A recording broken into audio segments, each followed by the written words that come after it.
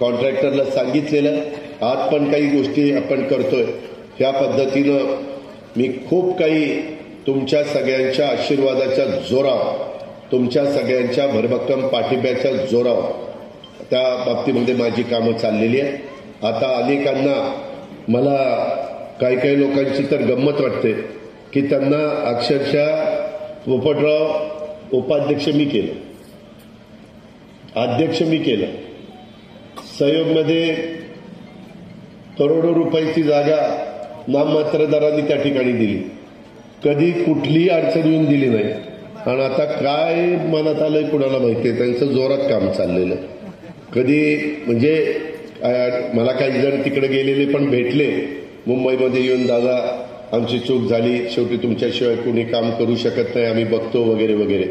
काहींना तर इतकी पंचायत आहे की आज गणेशला ओळख करून दिली तर महिन्याने गणेश गेला तर तू कोण आहे, अशा पद्धतीची काहींची परिस्थिती। मला त्याच्यामध्ये कुणाला बदनाम करायचं नाही, टीका टिप्पणी करायची नाही, पण माझी मात्र तुम्हाला अतिशय स्पष्टपणे विनंती आहे, आग्रह आहे। उद्याच्या लोकसभेची निवडणूक आधी येणार आहे, नंतर विधानसभेची निवडणूक येणार आहे। त्याच्यामुळं लोकसभेच्या निवडणुकीच्या निमित्तानं जर तुम्हाला मला पावती द्यायची असेल तर ही जी सगळी कामं चाललेली आहेत आणि बारामतीमध्ये जो बदल चाललेला आहे, आपल्या करा नदी, आपली नीरा नदी, आपली जनाई शिरसाई पुरंदर, त्याच्यामध्ये तर मी काय काय निर्णय घेतले, कुणालाही तशा पद्धतीचे निर्णय घेता आले नसते। अशा प्रकारचे निर्णय धाडसाने घेतले, शेवटी धाडस दाखवल्यावरच कामं होत असतात आणि त्या प्रकारे ती सगळी कामं केलेली आहेत।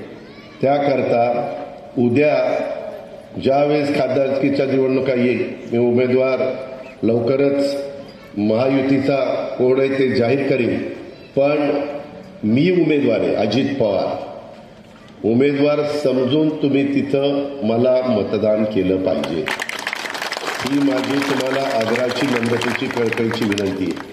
तसं जर कोण भावनिक होतील, कोण आणखीन काय सांगतील, कोण म्हणतील आमची आता ही शेवटचीच निवडणूक आहे, अमकच आहे तमकच आहे, आता खरीच शेवटची कधी होणार आहे मला माहिती नाही, परंतु सतत असंच सांगितलं जातं, ते तुम्ही भावनिक होऊ नका, ही माझी खूप कळकळीची विनंती आहे।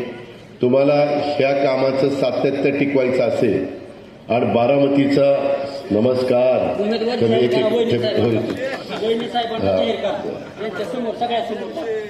तर त्याच्यामध्ये मला आपल्याला एवढंच सांगायचं, याला म्हणतात बारामती,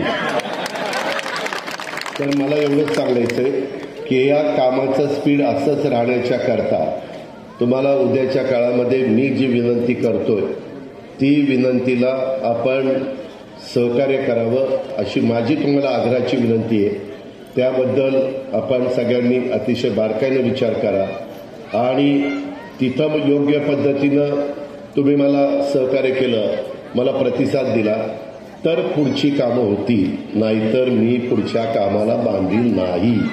मी अतिशय स्पष्ट सांगतो, मी महाराष्ट्र मला खरं आणि स्पष्ट बोलणारा माणूस म्हणून ओळख आहे। मला बाकीचे पण माझे उद्योग आहेत, ते जर मी एवढं सकाळपासून तिथं काम केलं तर मी विमानानं हेलिकॉप्टर घेऊन फिरून, मला काय असं सकाळी 6 वाजता उठून फिरण्याची पण गरज नाही। त्याच्यावर तुम्ही विचार करायचा आहे की आपलं उद्याचं सातत्य टिकलं पाहिजे, आपली अशाच पद्धतीनं प्रगती झाली पाहिजे, आपला असाच प्रकारचा विकास झाला पाहिजे, आपल्यामध्ये अशाच सुधारणा झाल्या पाहिजे, ह्याच्यातूनच वेगवेगळ्या प्रकारचे रोजगार निर्माण झाले पाहिजेत, ह्याच्यातूनच वेगवेगळ्या पद्धतीनं छोटे मोठे व्यवसाय हे वाढीला लागले पाहिजेत आणि त्याच्यातून तुमच्या माझ्या बारामतीच्या परिसरामध्ये आर्थिक सुबत्ता ही कशी नांदेल। बारामती एक शिस्तप्रिय बारामती, हिरवीगार बारामती आणि रोजच्या घडामोडी पाहण्यासाठी राजकीय दर्शन न्यूज चॅनल सबस्क्राईब करा आणि बेल आयकॉन दाबायला मुळीच विसरू नका।